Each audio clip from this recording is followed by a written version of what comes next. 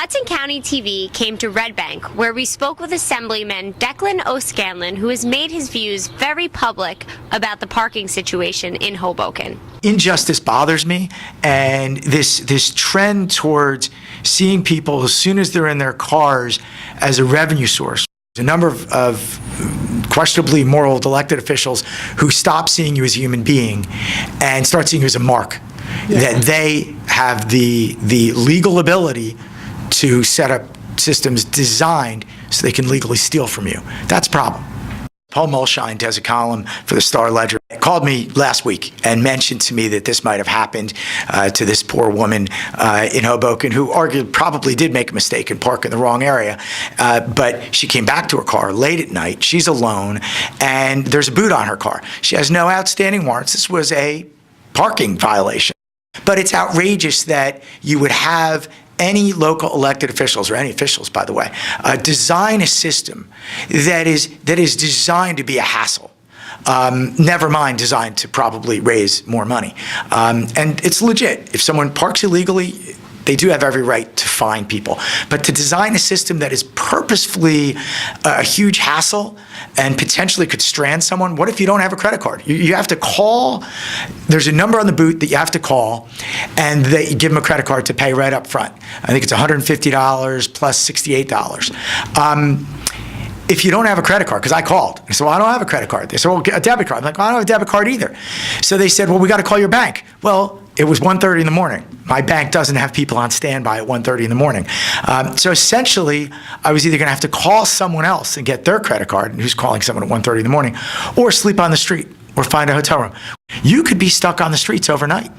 Would you want your daughter, or your grandparent, or you yourself to be in that position?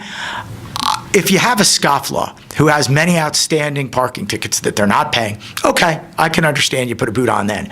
But short of that, you fine them, and you can set the fine however you like, but you do that. If you have a car that's in a location where you really want to move a car out, that shouldn't be in the middle of a road or blocking people's access, you tow it.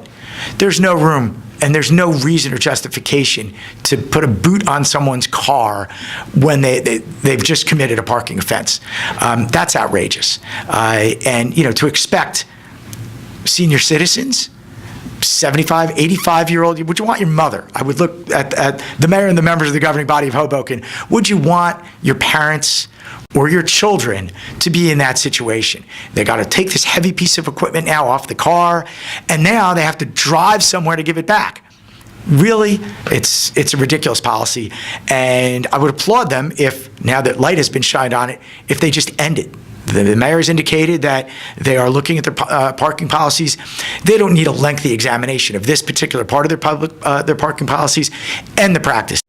To wait even another day and not say they're ending the policy, it proves that they're more interested in the money and being dishonorable, or willing to be dishonorable in exchange for the money. That's a shame. They might suggest that there's a gray area in the existing statute. I don't think so. I think it's clear to me that the intent of the law is to suggest strongly that you don't put a boot, you don't immobilize someone's car or tow it without really good, compelling reason. And a parking fence isn't that. It doesn't specifically prohibit it. So they may try to say someone who's interested in continuing this amoral policy, which would be sad if they were really trying to do that, might try to say that because of this gray area, that it doesn't definitively prohibit you from doing it, that they're allowed to do it. Bottom line is, it's just ridiculous that they would even try to suggest that there's a statute that permits this, or the statute doesn't prohibit it. How about they just look at it from the perspective of human decency? If you want to ticket people that are parked illegally, you should make it clear. Now, numerous people have told me it's confusing as to where and when you're allowed to park in Hoboken. So that adds to my outrage even more. I don't understand the policy. If you want cars to move away quicker from where you don't want them parked, the last thing you want to do is put a boot on them so they can't move the car. You also then are bringing in a third-party company that is benefiting from this. Whoever's processing it, it's not public employees, because when I made my call, I got someone in Seattle. Someone's making money on this. So why? And is the motivation of this policy, why would you create this policy to create a hassle for people and then have to share whatever revenue's coming in with some third-party company? What's the motivation there? How about you just increase the fine and be upfront about it? In Red Bank, I'm Ashley Bruno for HCTV.